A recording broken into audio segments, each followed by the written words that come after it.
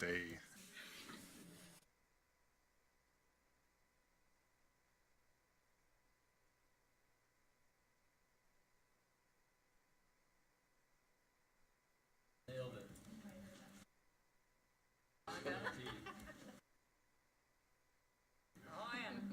Getting a good laugh out of me now. Like somewhere not in the middle of town.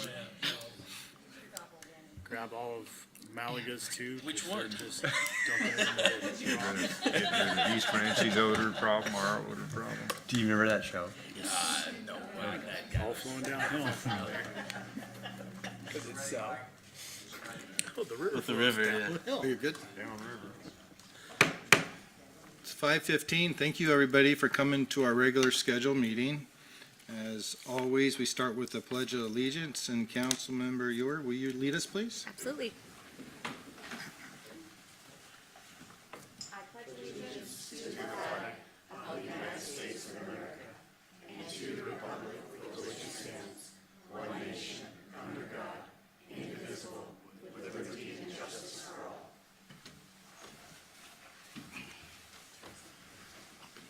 Thank you, Councilmember Ewer.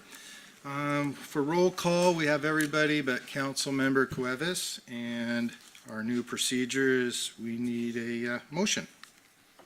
Your Honor, I'll motion absence of Councilmember Cuevas. Second. A motion by Councilmember Hornby and second by Councilmember Rojastian for excusing Councilmember Cuevas at a family event. All those in favor?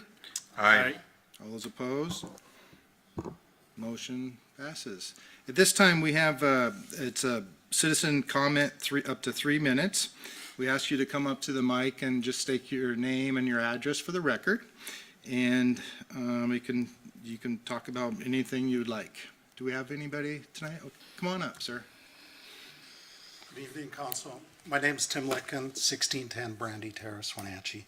I wanted to talk to you a little bit about Orondo, the intersection of Orondo and South Chelan Avenue to Meadow Street. We drive that every day, and the way it's designed now, I feel there's a lot of near merging accidents for people not paying attention or not knowing it's there. Little background on myself. I was a professional civil engineer for 9 years. I let that lapse to become a police officer, which I was involved in for 23 years, almost 20 of that with the city of Wenatchee. I was the major collision accident investigator, and I've been to school on pedestrian traffic accident collision investigations. That being said, I made a PowerPoint. I know it's behind you, but We do have it right in front of us, great, Tim, great, just so great, you great. know. Yes. So the current traffic pattern at the intersection is it's all dealing with westbound Orondo. The outer through lane and the inner left turn lane and the through lane, the outer lane merges into the inner lane when it's just east of the west of the intersection. And then westbound Orondo left turns across, there's a painted median into Steamers West. And then there's a painted crosswalk. Why do we need to improve this? Well, westbound Orondo Street has too much going on for the average driver. There's people all over, there's people in the park, there's cars going every way, left and right turns onto it. That 5-star intersection in front of the grocery store is not very functional.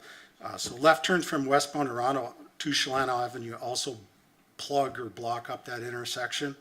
And that's the main thoroughfare that everyone merges to, is into the left lane. Unfamiliar drivers aren't expecting to merge when they see the inner lane when they have crossed on Orondo Street, because the first warning sign is when you're across the intersection. It's not to the east side. Again, there's so much happening there that you don't easily see pedestrians. I'm going to move along real quick to my proposed. What I proposed, and I've dropped this off at the Public Works Department. I didn't get any feedback, so I just thought I'd run it by you guys. But make westbound Orondo the inner lane left turn only. Make the outer lane a through lane. That way you're eliminating the reason for cars to merge. Paint cross hatchings near the right to the east of the pedestrian marked way, because any painted line that's over 18 inches wide is considered a hard median, even if though it's not hard. So actually people making left turn into Java Steamers are making a traffic offense. And also install the school zone flashing yellow pedestrian lights at that crosswalk, because it's not gonna be long till someone gets hurt, killed, or maimed, or whatever. But I appreciate your time, and thank you. Thanks, Tim. We love hearing from people that come up with concerns and have ideas and solutions, and we will be looking at it. So thank you. Who else would like to come up and please come on up?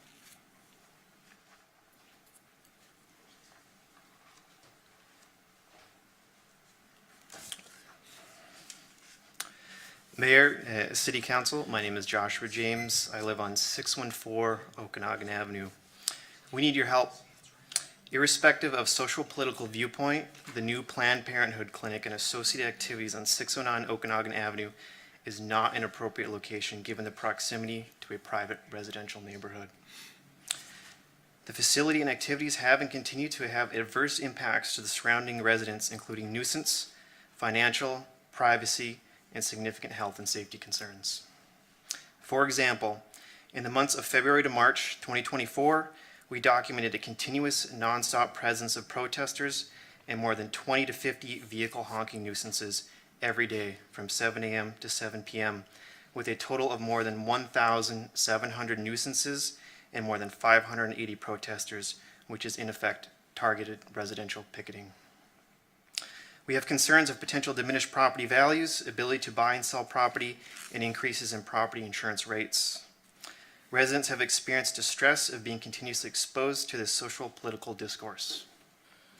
But the greatest concern we have is for our health, safety, and welfare. We observed multiple confrontations directly adjacent to our private homes. The Department of Justice and National Abortion Federation have reported an alarming number of incidents associated with this type of facility, including generalized violence, vandalism, arson, and death and bomb acts and threats.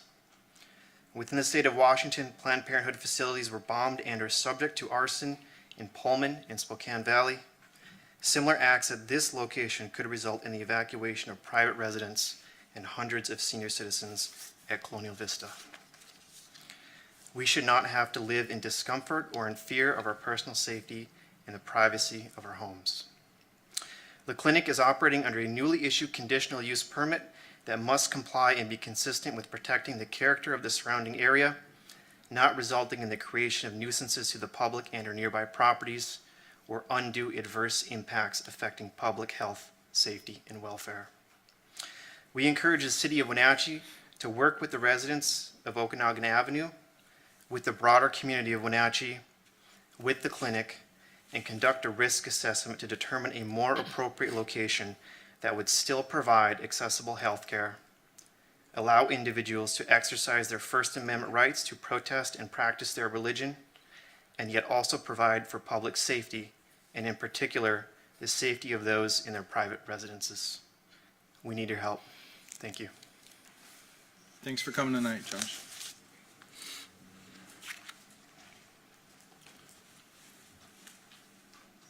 Who else would like to address the council? Hearing none, we'll go on to our consent items. Your Honor, I'll make a motion to approve the agenda, the vouchers, and the minutes from the previous meetings with one change to the minutes.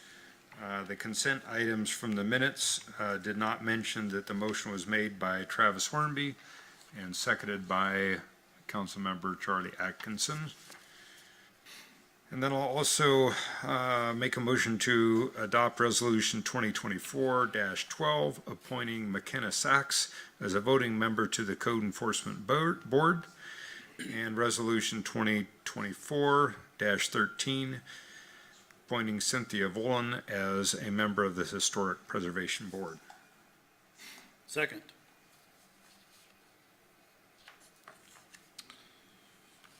We have a motion by Councilmember Huffaker and seconded by Councilmember Hornby to approve agenda vouchers and minutes from previous meetings with a correction of Councilmember Hornby on consent item 3 and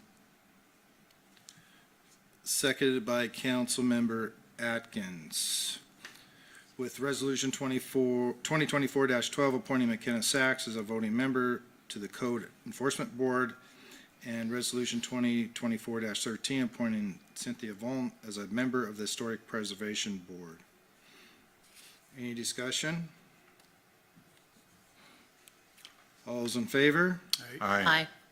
All those opposed? Motion carries.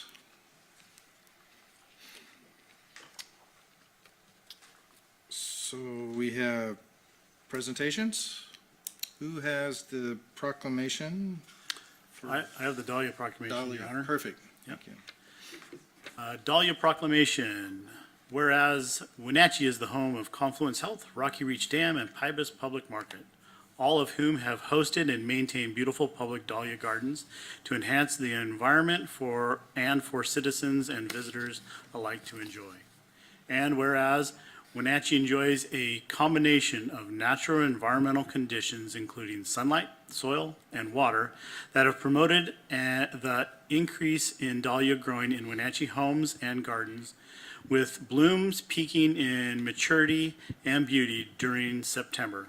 And whereas the strength of the dahlia comes from its rich diversity in color, from size and individuality, just like the Wenatchee community is similarly strengthened by its diversity of its people. And whereas the Dahlia Society in the Wenatchee area has taken the lead among cities in Washington State in proactively teaching techniques for optimizing strategies and making resources available for successful growing dahlias in a semi-arid desert condition. And whereas Wenatchee has been selected by the Federation of Northwest Dahlia Growers as the host city for the 57th Annual American Dahlia Society 2024 National Dahlia Show. And now, therefore, I, Mike Poirier, Mayor of the city, do hereby encourage everyone with an interest to see dahlias from participating exhibitors and growers from across North America and other countries to attend the exhibition at the 2024 National Dahlia Show, September 7 through 8, 2024, in Wenatchee, Washington. In witness, therefore, I have caused the seal of the city of Wenatchee to be affixed on this 25th day of April, 2024. Mike Poirier, Mayor. Thank you. So we have a few people accepting this. Mike Patton, right? Linda Holmes Cook, and Club President Mary Ann Halverson. Who else do we have? Who else do we have from the group? You want to introduce them for me? Sure. And Marion couldn't be here tonight, she's sick, but we do have Laverne Strawn, Gloria Van Buren Hainline, and Sherry Anderson, two former presidents of our group as well. And Mike is a former president as well. So can you tell us a little bit more? What can we do? Yeah, Linda Harrell could probably tell us something about that too, which we first met with the Convention Center in 2017 for a 2020 national show here in Wenatchee, which is very unusual to have a show of a national nature in a town the size of Wenatchee, but because of the interest and the support for dahlias from our entire community, I should say, it's not just our group. We were honored to be selected for that, and then COVID happened in 2020, so we've been working on this show now. It'll be about almost 7 years by the time we put it on the ground on September 7th and the 8th. The show is open to the public. It will be open from noon until 5 on Saturday the 7th, and then on Sunday it will be open from morning until about 3:30 in the afternoon. And we'd love to have you guys come down and see. We'll have thousands of dahlias from all over the country. I know we have people in Boston right now. They're trying to figure out how to get them here without breaking the heads off. So we would love to have you join us. We would also invite you to look at this month's issue of the Foothills magazine. There's a 6-page write-up on the National Dahlia Show coming to Wenatchee. And the Rocky Reach Dam will also be resplendent with over 200 plantings of dahlias that were hybridized by Pacific Northwest hybridizers. So please join us. Thank you very much. Will you guys have a picture with me on the presentation? Have you all up, please?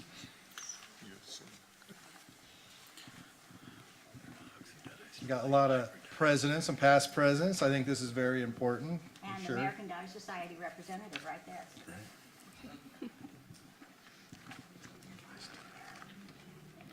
I'm short. Thank you so much.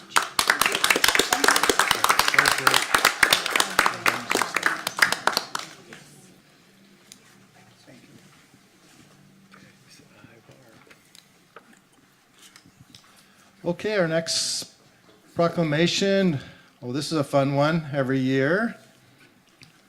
Councilmember Atkinson, you have I've that? got the Poppy Days proclamation. Whereas the American Legion each year sponsors throughout the state of Washington a campaign for the distribution of crepe paper poppies, and whereas all proceeds from the distribution will be used for the benefit of the men and women now serving in all armed forces, needy war veterans, the orphans and widows of deceased veterans, and whereas this charitable drive will enable all citizens to show their gratitude to servicemen and women and have a part in contributing to the assistance rendered to needy and disabled war veterans and their families. Now, therefore, I, Mike Poyer, Mayor of the City of Wenatchee, do hereby proclaim the month of May as Poppy Days in the City of Wenatchee, and I urge all citizens to support this worthy cause by wearing the poppy during this period. In witness whereof, I have hereby set my hand and caused the seal of the City of Wenatchee to be affixed on this 25th day of April, 2024. Mike Poyer, Mayor. So we have Poppy Princess Rico, did I say it? Reiko. Great. Good job. Good job correcting them. She does have her speech too. Oh, good, that's perfect. Do you want to do your speech first, or what would you like to do? I can do my speech first. Over here, you can speak with council if you want, or? That'd be great. Face the audience. Okay. I guess you already know my name. I'm Reiko Pavlik. I am a 5th grader at St. Paul's Lutheran School, and I am honored to be the American Legion's Poppy Princess. The poppy means a lot to me, but first let me tell you some history behind it. In Belgium and France after World War I, battle sites still had a lot of rubble and lime from destroyed buildings. From the rubble and dirt grew a red poppy. Lieutenant Colonel John McCrae, a Canadian doctor, wrote a poem about the poppy after the Battle of Ypres, a battle in which over 100,000 soldiers were killed. The red came to represent the blood shed from the thousands of fallen soldiers. The poem was published in 1915 and became so popular that the poppy was adopted by many countries such as the United States, Canada, England, France, Australia, and New Zealand to remember the fallen soldiers. On September 27, 1920, the red poppy became the official flower of the American Legion, and the Friday before Memorial Day is now National Poppy Day. In 1924, handing out poppies became a national program of the American Legion, a program that not only serves to remind people of the sacrifices made by our service members, but to support the veterans and active duty members to meet medical and financial needs. I have a connection to the poppy since I have family members who have served in every war since the American Civil War all the way up to Afghanistan and Iraq, and I have family members serving on active duty today.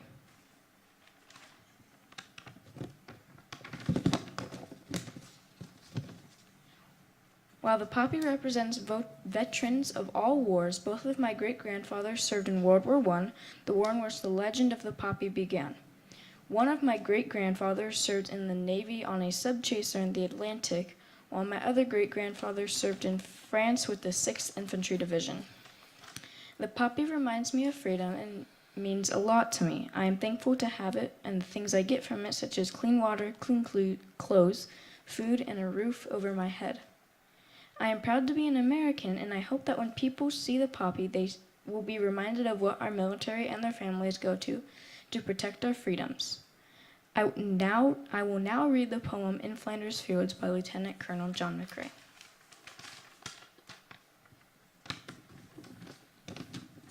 In Flanders fields the poppies blow, Between the crosses, row on row, that mark our place, and in the sky, the larks still bravely singing fly, scarce heard amid the guns below.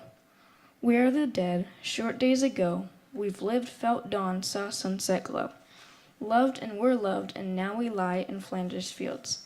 Take up our quarrel with the foe, to you from failing hands we throw the torch, be yours to hold it high.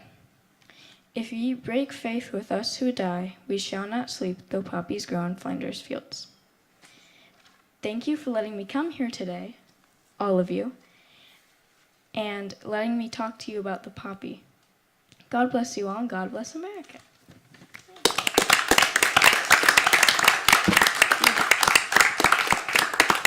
You, Poppy Princess, are unbelievable. That was very well written and a great job. If you don't mind, I'd like a picture with you, if we could, and then I think the city council, maybe some of the people out here will have some money to help collect, and we'll definitely wear those with pride.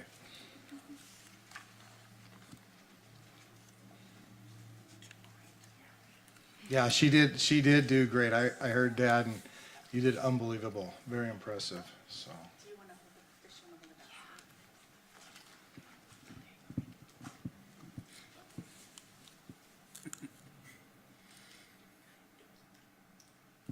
You're incredible. So let's get this over here and then go up to each city council person here and.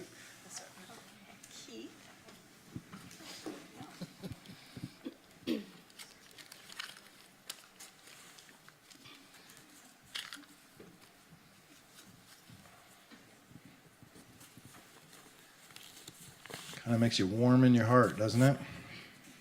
Nice speech.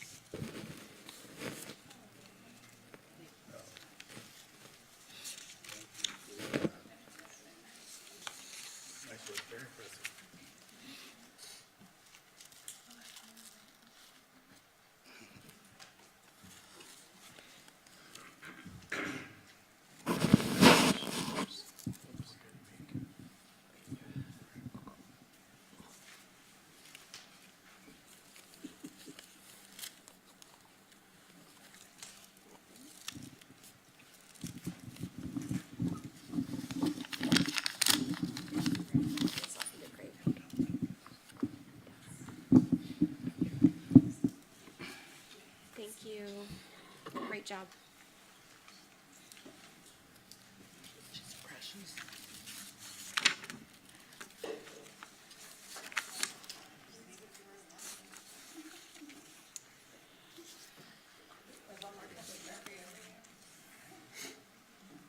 Yay, that was fun. You continue on. And we will go to our action items. Who do we have here? Mike, come on up. Treatment plant supervisor. Good evening, Mayor, council members. Mike Hodgson, wastewater treatment plant supervisor. And I'm here to make a motion for the city council to award the design contract to Jacobs Engineering for the digester and boiler improvements, which includes improvements to all three existing digesters. Number one will get mixing, along with number three, new boilers, and a new lid for digester number two. A little history, these are all in the capital improvement project facility plan adopted by the city. Digester 1 was slated actually for 24, digester 2 was 26, and digester 3 was 28. But with digester 4 coming online and the sequence of moving product around within the plant, we thought it would be advantageous to combine them all.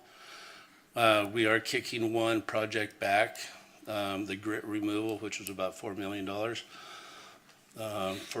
for later down the road. The total project cost for these three combined projects is almost $6.8 million. The design cost here I'm requesting for $624,000 for all three is kind of roughly in line with historical numbers. Design contracts on a treatment plant, anything really technical runs about 10%. For instance, the Digester 4 project that we're doing right now is $14 million and is 1.4 to design. The drying beds that has been completed was 2.5 million with a design cost of 214,000, less than 10%, but we didn't have the mechanical and electrical and all the technical facets of that project. Getting back to Digester number 4 that we're doing, that 1.4 million does not include the cost of RH2 engineering doing the programming and instrumentation on that project. That's all I got. What do you got? Questions? Any risk putting off the grit removal? Not in the immediate future, just because we've upgraded the influent pumps. So all 4 of the primary influent pumps are brand new since 2009. We replaced the 2 recent ones just this last winter. So no. So it just kind of makes sense since we're working on digesters to get it, all the experts are already on site and. No, 10-4, I get that. And with the facility plan, I might know a little bit more about it than you guys. The solids building is the deficient portion of the plant. I can't name the 34 assets that we had during our facility assessment in 21, but there are 2 that are good, 3 that are fair, 20 that are poor, and 9 that are very poor. We don't have mixing in digesters 1 and 3. That was installed in 1991. It was a digester gas compression system. That system's totally smoked. It's just non-existent. And we need that mixing for proper digestion, which will only improve our biosolids. Mike, great presentation and all the information you gave us before. My biggest question is are we going to get what we need from Jacob Engineering, meaning you're confident that the $624,000 is going to get us what we need on all these? You worked with these guys before. Yeah, we have, and they're, one of the 2 largest engineering firms in the world with resources all over the planet. We've worked with them with the facilities plan, the blower project. I didn't mention that. That's a $1.2 million project, and that was about $250,000 to design, just with the intricacies of the system itself. This is going to be a slow design process. I'm not going to say that, we reprioritize in the next year or 2, but I see construction in 26, 27. And then maybe grit in 28. Thanks. Thank you. Any questions, men and women? Hearing none? Your Honor, I'll make a motion for City Council to award the design contract for the wastewater treatment plant digesters and boiler upgrades, project number 2305, to Jacobs Engineering in the amount of $624,000, and authorize the city administrator to sign the professional service contract for the design on behalf of the city. Second.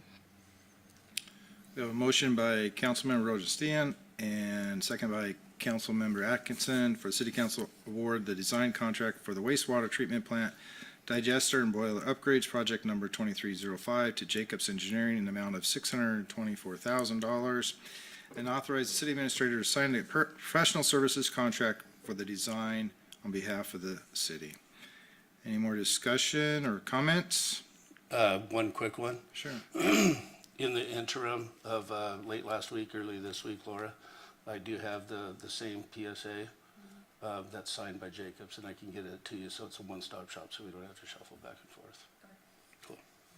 Efficiency, we like to hear that. Try to. All You those can't in- believe what I tried today, and everything failed. Thanks for your hard work. All And right. we all know that you know more than us, trust me, in this. All those in favor? Aye. Aye. All those opposed? Motion carries. Thank you. Thank you. Good evening, Mayor, City Council, Jessica Shaw, Deputy Public Works Director. And tonight I have for your consideration a proposal to sell a portion of our Well 7 property. And this is a regional asset, so it's owned jointly with East Wenatchee Water District, Chelan County PUD, and the City of Wenatchee. And this property is actually located in Douglas County. And the proposal that's come forth is Douglas County is doing a roadway project on Northwest Cascade Street, and they need some right-of-way from us. So they've offered to purchase a portion of that. Actually, about 1,900 square feet. And this proposal was presented to our Regional Water Committee, which includes elected officials from all three agencies. And that regional committee unanimously recommended that the agencies approve this proposal from Douglas County. So what we would be receiving for that, basically 1,900 square feet of property, would be $7,584 for the property. There's $7,553 it'd be used to move the fence back, repair the driveway, kind of put things back to the way they were. And then also, they're going to reimburse us $750 for legal fees, because the attorney's office, or the attorney group for regional reviewed the legal transaction documents and also helped us to make sure the property was in all of our name, as part of regional. So the total amount of fees that we'd be receiving would be $15,950. So I'm happy to answer any questions about this motion. Well, as it was discussed, it's something that we don't need for sure as a regional, and we're being good neighbors. Yes. Yeah. Yeah. Your Honor, I'll make a motion for City Council to approve the offer from Douglas County to purchase a portion of the Regional Well Number 7 property for right-of-way and authorize the mayor's signature on the real estate transaction documents. Second. We have a motion by Councilmember Huffaker and second by Councilmember Ewer for City Council to approve the offer from Douglas County to purchase portion of the Regional Well Number 7 property for right-of-way and authorize the mayor's signature on a real estate transaction documents. Any discussion? Comments?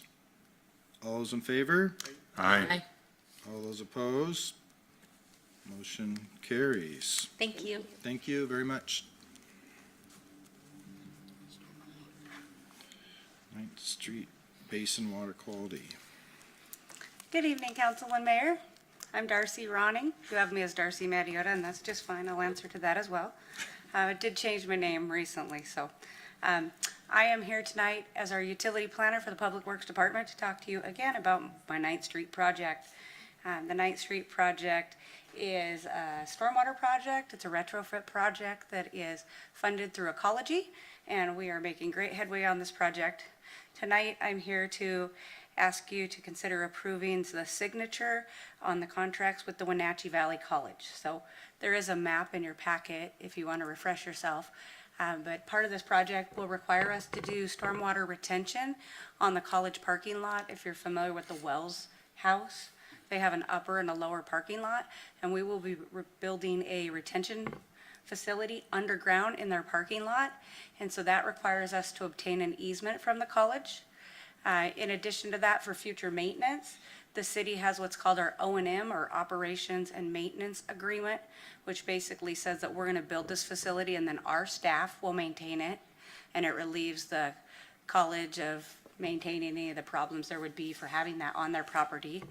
And the third document that's part of this Wenatchee Valley College packet is, in doing this project, we will be paving over the top of this retention facility when done in the lower parking lot. And the college came to us and said, well, since you're here, would you please pave our upper parking lot as part of your contract? And we can do that if we do that through an interlocal agreement where we would have our contractor do that. We would put it in our bid, and then we would turn around and invoice the college when we're done. And because of that, when we do those, we like to have an interlocal agreement where we've agreed upon that price. And so those are the three documents that we're asking to have signed, which would formalize everything with the college for us to go forth and build this project. I think you've heard a lot about the project, but I'm happy to answer more questions about it if you have any. I'm trying to remember if we were going to use the new style of asphalt that is porous, that allows the water to go through, or is it just standard asphalt on both parking lots? This one will be standard. That's called permeable asphalt, and it does have its challenges in our city with some of the sand and sweeping that we use. So it hasn't been as popular as we'd hope it would be. It also comes at a different cost, but we didn't feel like this was the right application for it. This will be standard asphalt, but that parking lot's pretty shabby, so this will be a nice upgrade. It'll get a good facelift. Thank you.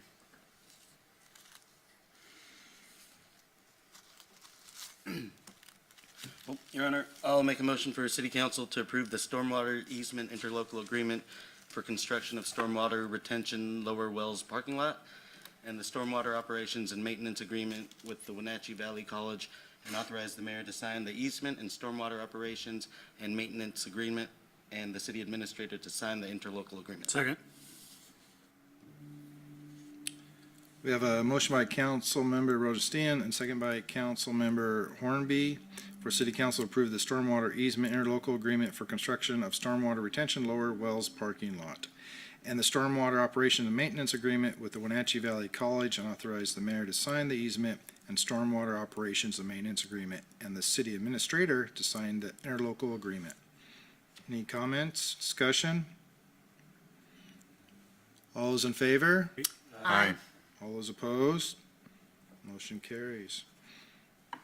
Thank you, Darcy, You're welcome. I think I'm next on You the are agenda next. again. Okay. but I knew you didn't change your first name. Okay. I'll answer to whatever you want.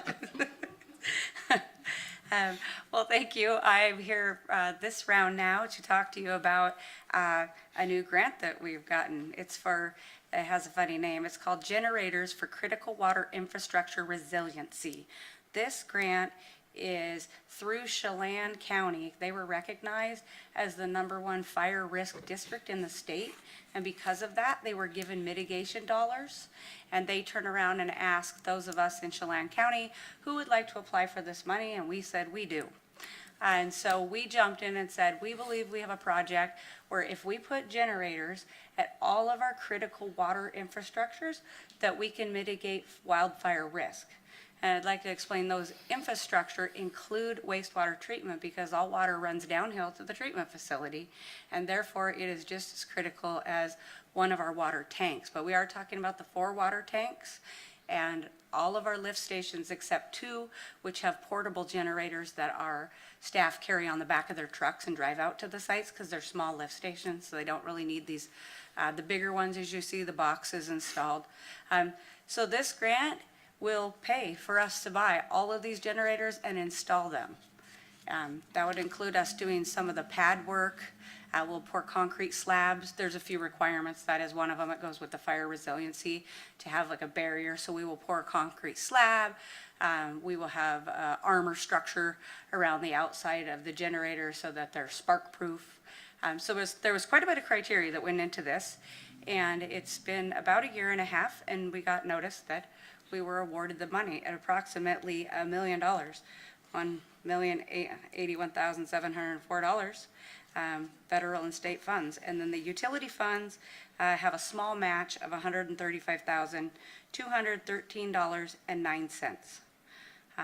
If you approve for this agreement to be signed, we would start this work right away, at least get the engineering going for the pads and start procurement through the state. We do think it will take about 65 months to get the generators. We knew that when we applied for this. Great job. If we don't start, we don't get them. Yeah, it is. Out of curiosity, so how did you find out about it? You said Chelan County? Yeah, but Chelan County. Do we get like emails, say, hey, you want to apply for this? I mean, I'm just kind of. Yeah, kind of. Yeah. Okay. Yeah, they did, because there's different jurisdictions. Within Chelan County, there's different groups, like last week you met LEPKI, the Local Emergency Planning Agency.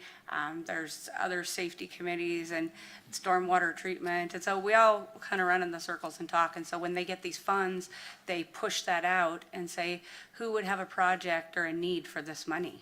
And Jessica and I have been talking about getting generators for about 3 years. So when this hit our desk, we were looking for ways to fund this or add them onto our projects. And when this came across our desk, we said, this is our chance to get all of our generators, because we really believe if we had a fire, we will need water, of course. And then we need our treatment facility to accept all that water.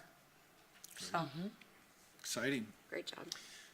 So at some point, once these are all installed, is that something that we'll need to budget for maintenance on these and regular upkeep? yeah, everything takes maintenance, upkeep, but these should be pretty minimal on our staff time. They usually start them every year and do like a test run once or twice a year. They start them up, they run the diesel fuel through them, make sure they're running. They should be doing that anyways as part of our emergency practice that we go through, that everybody knows how to start these up. So, but not too much. Most of the time, they will sit there idle except for the startup for testing. Hopefully, we never need them, but. Your Honor, I'd like to make a motion for the city council to approve the legal contract agreement for the hazard mitigation grant 5395-12-R for the generators for the critical water infrastructure resiliency and authorize the city administrator to sign the agreement. Second. We have a motion by Councilmember Hornby and second by Councilmember Harold for the city council to approve the legal contract agreement for hazard mitigation grant 5395-12-R for generators for critical water infrastructure resilience and authorize the city administrator to sign the agreement. Any comments, discussion? All those in favor? Aye. All those opposed? Motion carries. Thank you. Thank you, Darcy. Last on our list tonight, Patrick Street. Perfect. Good evening, Mr. Mayor, members of the council. Nicole Brockwell, Project Engineer, Public Works. Here tonight on behalf of our McKittrick Street project and to ask that City Council approve of and authorize the City Administrator to execute Supplement Number 3 with KPG Somas for construction engineering services for the McKittrick Street project. This supplement increases our contract value by $125,849. This increase is driven by two predominant things. The first being the added coordination and hours associated with our winter suspension for the project. There was a long procurement timeframe associated with the signal and the roadway and pedestrian luminaires that wasn't incorporated into our initial scope of work with KPG Somas. And the second component to this supplement is the added inspection and management hours driven by the added working days to our construction contract with J&K. To date, there's been 26 working days added to that contract. The bulk, 24 of them, is associated with the utility change order that we brought forth to council back in December. And the other two, one day being associated with some inefficiencies when they were installing the sewer main. And then the last day being an extra day for getting the temporary illumination in place for during the winter suspension. In terms of the dollar figure, there's no budget amendment necessary. This is reflected in our current adopted engineering budget. I guess if I could also provide just an update for the project schedule. Currently, the signal and roadway luminaires are expected to be delivered at the end of June. We expect J&K to get started back at the beginning of July, and we anticipate the facility being fully operational and everything physically complete by the end of August. Wow, that's fast. Yeah, 26 days goes quick. So, any questions regarding the supplement I could answer? I did include a copy of it in the agenda report as well as just our current adopted budget for your immediate reference. Any other questions for Nicole? I'm really excited this is finally getting started. Me too.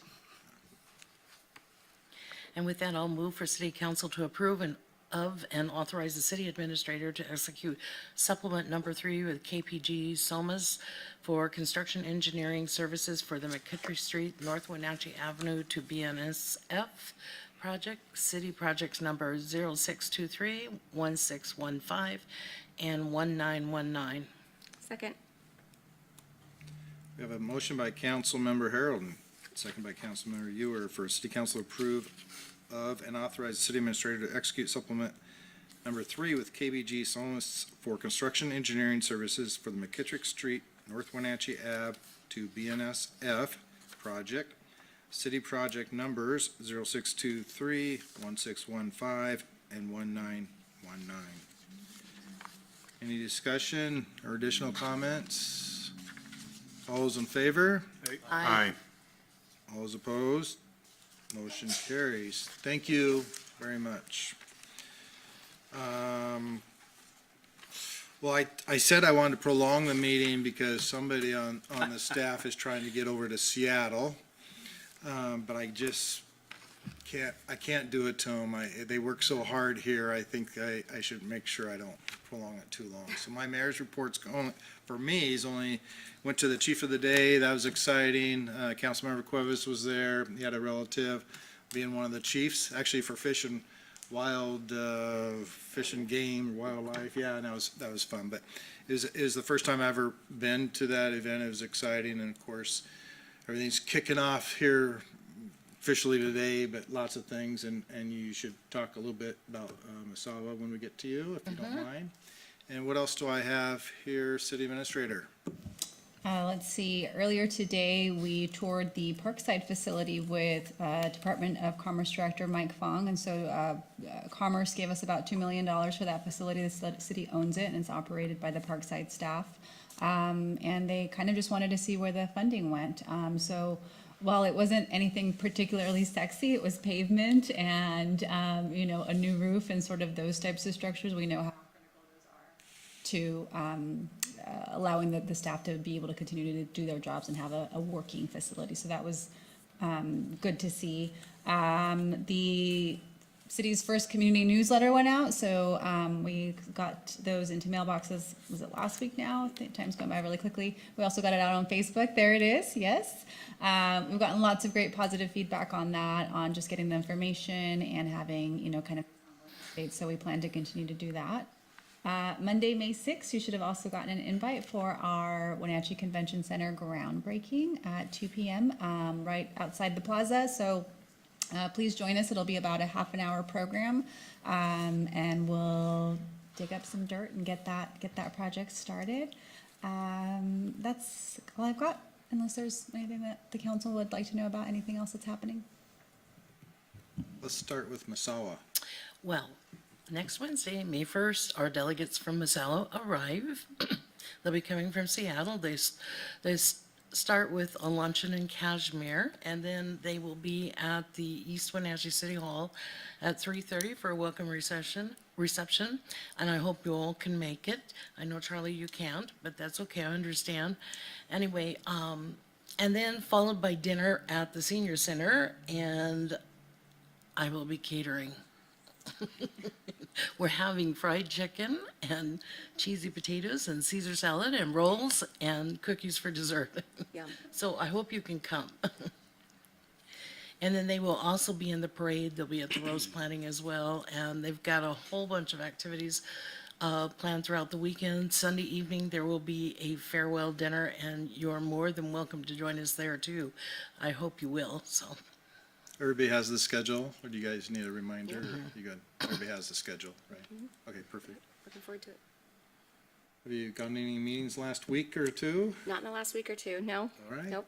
Any updates? Anybody else for announcements? I attended some of the flywheel that happened at the convention center at Pybus Market. Amazing new inventions out there, and the business that they bring to Wenatchee is pretty exciting. And so look forward to it. They're already planning next year's. Councilmember Huffaker? Nothing for the good of the order. All right. That being said, the meeting's closed, and I hope our staff gets to Seattle nice and safe. Thank you,